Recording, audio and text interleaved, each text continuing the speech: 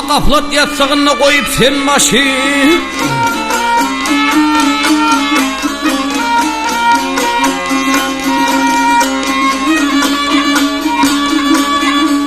Gaflat yatsağına koyup sen başı adam oğlumun çağırınıp durupdur sen kafası içinde vahşi can kuşey herdem pervade eylep burnuyupdur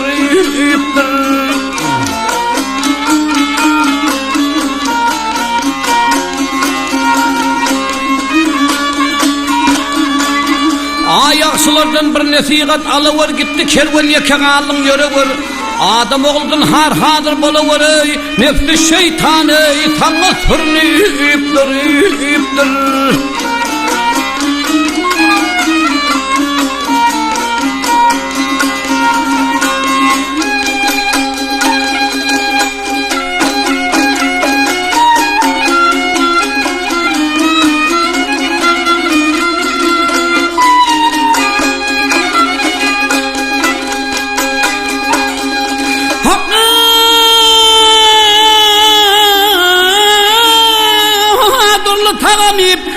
Adurlu tagamip al yaşılgayı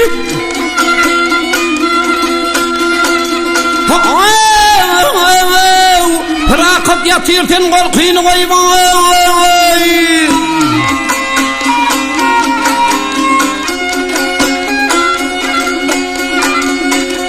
Yap azal şiir arla pencesin yayva Başı ucuna gelip gerinip duruptur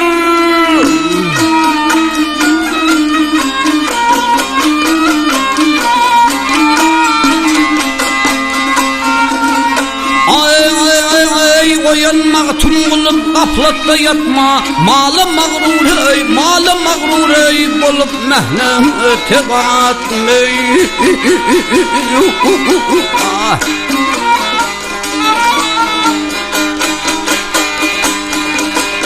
Ay ötür dünya üçün ödünü satmay Bunu fanın ey Görünüptür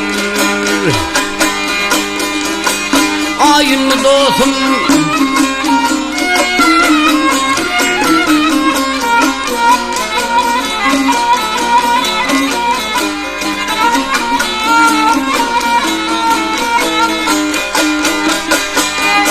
Ay ömrüm